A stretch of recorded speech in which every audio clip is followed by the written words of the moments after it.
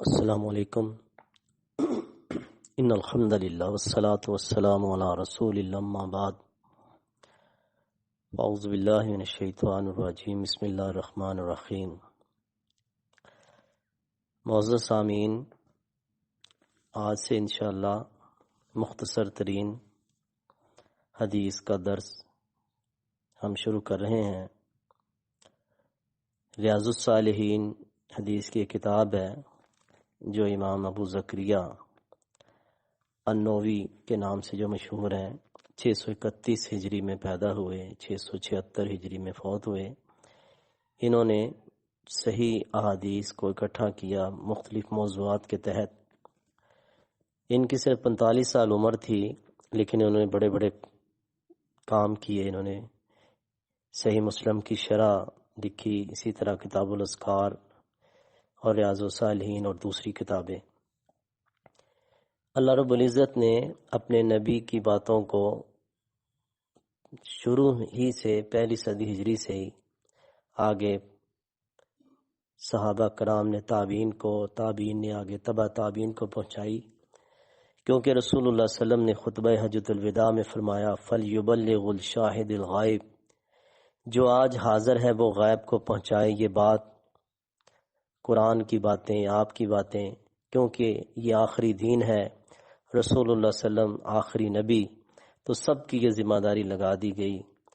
اور اللہ تعالیٰ نے قرآن مجید کی حفاظت قرآن کے حافظوں کے ذریعے کی، اور حدیث کی حفاظت اللہ نے محدثین کی مبارک جماعت کے ذریعے کی۔ جس طرح قرآن کی حفاظت کا ذمہ اللہ نے لیا، اسی طرح اللہ تعالیٰ نے قرآن کی وضاحت اور تفسیر کا ذمہ بھی اپنے اوپر ہی لیا۔ سورہ قیامہ میں باقاعدہ ثم ان علینا بیانہ، ہمارے ذمہ ہے اس کے بیان، اس کی وضاحت۔ تو پہلی حدیث لائے ہیں امام نووی رحمۃ اللہ علیہ،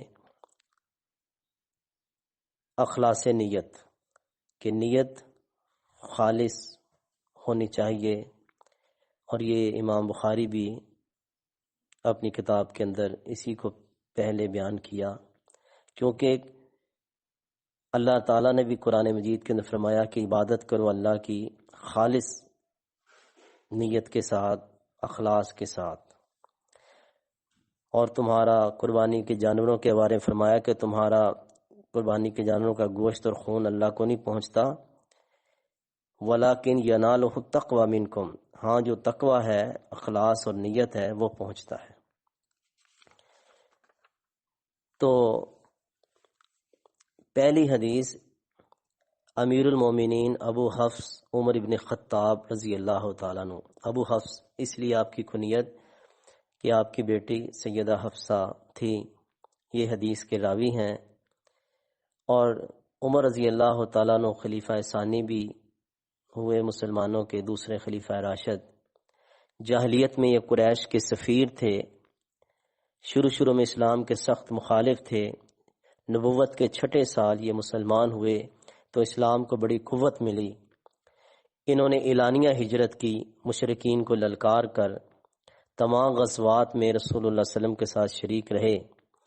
13 ہجری کو مسلمانوں نے صدیق اکبر کے بعد ان کو خلیفہ چنا، بیعت کی گئی، اور حضرت ابوبکر صدیق کا حکم بھی تھا، وصیت بھی تھی۔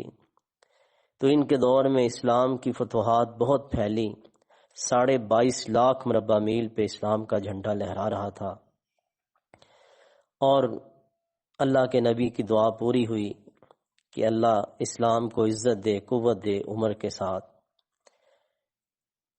اور آپ نے انہی کے متعلق فرمایا تھا لو کان بعدی نبی لکان عمر، اگر میرے بعد کوئی نبی ہوتا تو عمر ہوتا۔ تو اسلام کا یہ عظیم چشم و چراغ 1 محرم 24 ہجری کو فجر کی نماز پڑھا رہے تھے اللہ کے نبی کی مسجد میں، نبی کے شہر مدینے میں۔ تو مجوسی ابو لولو اس نے پیچھے سے خنجر سے وار کیا اور یہ جام شہادت نوش کر گئے۔ تو حدیث کے راوی ہیں، حدیث یہ ہے انما الاعمال بالنیات، اعمال نیتوں کے ساتھ ہے، اعمال کی ویلیو نیتوں کے ساتھ ہے۔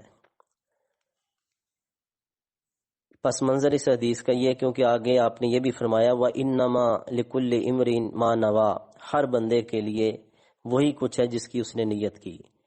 فَمَنْ كَانَ هِجْرَتُهُ إِلَى اللَّهِ وَرَسُولِهِ، جس کی ہجرت اللہ اور اس کے رسول کے لیے، فَهِجْرَتُهُ إِلَى اللَّهِ وَرَسُولِهِ، اور اس کی ہجرت اللہ رسول کے لیے ہوگی۔ وَمَنْ كَانَتْ هِجْرَتُهُ لِلدُّنْيَا، اور جس کی ہجرت دنیا کے لیے، يُصِيبُهَا، وہ اسے ملے گی، او امراتن، یا کسی عورت کے لیے، ينكحوها، کہ اس سے نکاح کرے، تو اس کی ہجرت اسی کی طرف ہے۔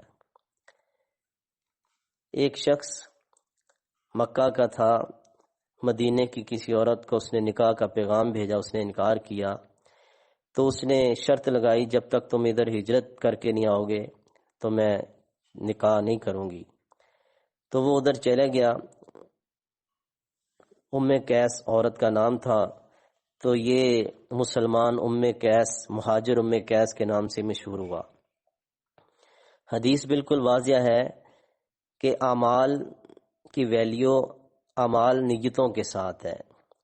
نیت کا معنی ہے دل کا ارادہ، دل کا جذبہ، کیونکہ بعض اوقات بندہ بڑا ہی خوبصورت عمل کرتا ہے لیکن اس کی نیت، اس کے دل کے ارادہ کچھ اور ہوتا ہے۔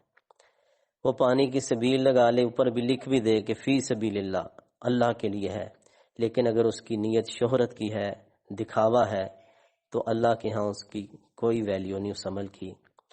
تو اس لیے عزیز بھائیو، صبح سے شام تک بے شمار بندہ نیک عمل کرتا ہے، کوئی صدقہ کر رہا ہے، کوئی پانی کسی کو پلا رہا ہے، کوئی کچھ کر رہا ہے، تو نیت خالص اللہ کی رضا ہونی چاہیے۔ ہمارے ہاں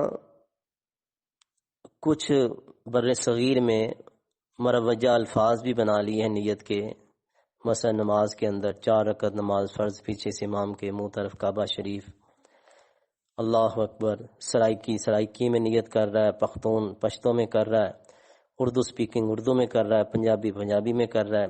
اسی طرح جنازے کی بھی 4 تکبیر، نماز جنازہ، فرض کفایہ، حاضر اس میت کے، باقاعدہ امام صاحب لوگوں کو یہ کہلواتے ہیں۔